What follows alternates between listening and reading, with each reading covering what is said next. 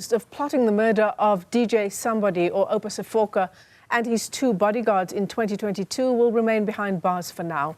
Katiso Molefe has been denied bail in the Alexandra Magistrates Court just this morning. His case has been postponed to September. Newzroom Afrika's Linda Mnisi is following that story and joins us now live. Linda, you've spoken to Chad Thomas, who speaks on behalf of the families involved here. What did he have to say?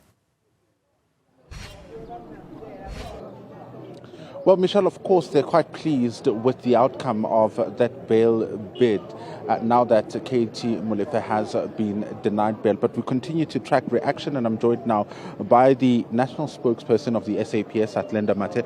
Thank you so much for your time, Athlenda. Your reaction, we know that, investigations have been ongoing in this particular matter. The AK-47 linked to a number of murders, and now, it seems you've achieved victory, court denying him bail. Well, absolutely. We're quite pleased with the outcomes of the court to deny Katiso Molefe bail. We've long maintained that we've got a watertight case against the accused. We are positively linking him to 5 murders, that of DJ Somebody, his 2 bodyguards, Sibusise Mokoena, Sandile Mieza, the Aman Swart case, as well as the DJ Vindo's case. And over and above that, we've always maintained that we are not only linking the firearm, we've got overwhelming evidence that tells us that Katiso Molefe is the mastermind in all these murder cases. So well done to the team, the SAPS Political Killings Task Team, that has been hard at work in ensuring that they conduct a very thorough investigation so that they are able to bring a case that will be able to stand in court. And really well done, and thank you to the NPA for the cooperation, for the collaboration.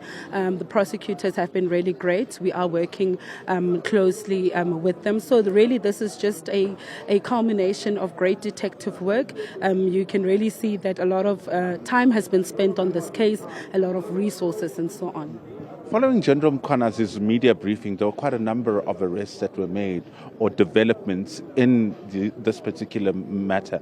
Can we expect more arrests here? We, as I've previously indicated, the AK-47 that was used in all these 5 murders is being linked to 10 cases. So the teams are still hard at work. You will recall that the SAPS Political Killings Task Team is not working alone. It's working closely with Gauteng Organized Crime. So they are still investigating those cases. So we cannot rule out the possibility of effecting more arrests or bringing other cases in court that the accused will get to answer to. So really we're quite proud of the team, and the team continues investigating other cases just to ensure that we bring justice to the victims' families. The court has raised concerns about a number of issues, including what he may be capable of, Katiso Molefe, that is. And we know that your team raised concerns of safety. Are you pleased that he'll stay behind bars, which will possibly minimize the risk associated with investigating this case? And what does it also mean for potential witnesses and witnesses? Well, our main goal for now is the safety and security of our communities out there, the people of South Africa. So when we have him in custody, then we know that South Africans are safe. Secondly, then we come second. Obviously, our investigating teams, we know the risks associated with investigating such individuals and such cases. So we have put the necessary measures in place. With regards to the witnesses, no one as yet has come forward to request to be placed in the witness protection program, but our investigators are really keeping tabs on them. They are communicating with them continuously to check on them and so on. So we are quite confident that the case that we have against Katiso Molefe is strong. We've got strong evidence and hopefully we will see a conviction. And how closely are you monitoring the case to ensure that we don't also have allegations of interference again? All right. In terms of that, we are quite confident that we have done the spade work. and now it's just to see the cooperation and the collaboration with the NPA.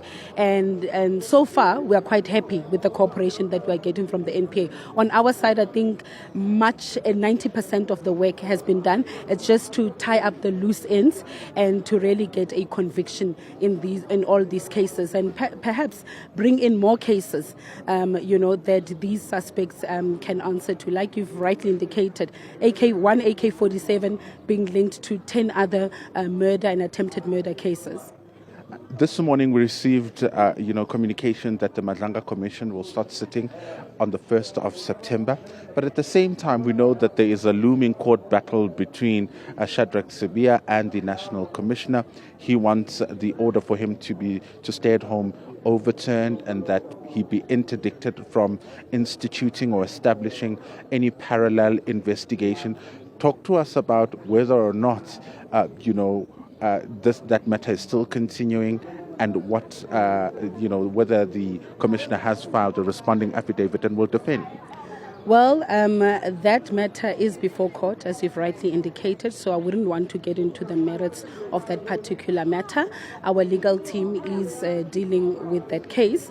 But as I've always maintained, that the President has established an inquiry, a commission of inquiry, to look at all these allegations and what is happening within the security cluster. So let's leave it to the commission, and I'm sure they will do quite great work to get to the bottom of all allegations that have been made. And let's talk about the Ian Cameron matter. I mean, you highlighted not so long ago that there were quite a number of, incidences in the Western Cape, and now you've arrested 2 people in relation to that matter. Just talk to us about your concerns about gang-related activities, particularly in the Western Cape.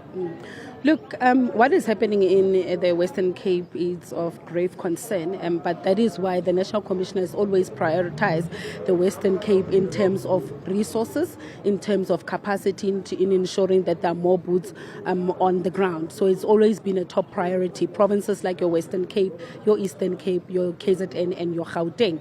But when you look at the Western Cape with this particular case, you look at the response time in this case of Mr. Ian Cameron. 2 suspects are arrested within a few hours from the commission of the crime. But when you look at also the 30 people that have been murdered in the 2 weeks, and you look at the arrests that have been made in 2 weeks, in the same 2 weeks, where we have managed to arrest about 37 gangsters that are involved in the illegal drug trade, the trafficking of firearms and so on, and they are behind a spate of violent crimes in that area. But you look at a 4-month period from the 1st of April to date, more than 51,000 suspects arrested. Some of them include those that are involved in the murders, gang-related murders. I think when referring to murder, it's more than 600 that have been arrested for murder. But most importantly, we know that we've got a challenge of firearms, not only in the Western Cape but in South Africa. So in these 4 months in the Western Cape, 842 firearms seized by Western Cape Police, as well as more than 9,000 dangerous weapons. And I think that is a step in the right direction. We are not where we want to be, but there is progress. There is progress, and with the cooperation of the community, other law enforcement agencies, surely we will win the fight against crime, because we have long maintained that as the police, we cannot do it alone. We cannot fight gang violence alone in the Western Cape. That's why we then signed the cooperation agreement to say City of Cape Town, law enforcement, SAPS, other stakeholders, let us join resources together and be united and fight these criminals. Because we always say criminals are in minority, but law-abiding citizens are in majority. And together, if we stand as one, we can really fight and win this war against gang violence. But speaking holistically, when you look at the stats nationwide, just this past week, nationwide, we had more than 17,000 suspects arrested for various crimes, from murder, attempted murder, your rape, and so on. And in a space of 7 days, from last week Monday to Sunday, we are talking about 165 illegal and unlicensed firearms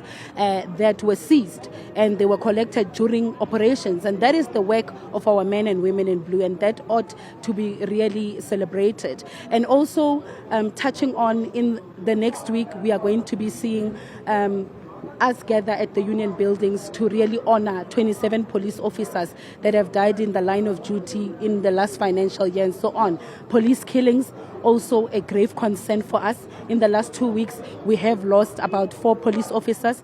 3 were shot and killed in the line of duty. 1 died as a result of a motor vehicle accident. So we do need the support of the people of South Africa to work with us and not against us, because we need them to stop police killings. And which brings me to my next question about Jabulani Moyo. Is there an update on that matter? Are you able to tell us whether you've tracked him and you know where he is at the moment? Well, we are still looking for Jabulani Moyo. As you know, that we have issued and offered a 150 reward for anyone who's got information on his whereabouts. But our teams are still on the ground. The Hawks is leading this particular investigation. We are still looking for Jabulani Moyo, and we are saying to him, do hand yourself over to the nearest police station. But we are also looking for you. We are on the ground. But great work, I think, when you look at the case of Sergeant Lawrence Mtweni, who was killed in Mpumalanga in the line of duty as well during an armed robbery. We collaborated so well with the Royal Eswatini Police, where they assisted us to actually find and trace 3 suspects that had ran into Swaziland. 2 of them were shot and killed when police announced their arrival. You know, they started attacking police. The 3rd suspect in this particular case, he actually committed suicide when he heard that the Royal Eswatini Police are on his doorstep and so on. But in South Africa as well, our Mpumalanga police, they've managed to arrest 2 suspects in that particular case. So I think it's quite great work. But Jabulani Moyo, we are still looking for him. Our teams are still actively looking for him. Athlenda Mathe, thank you very much for your time.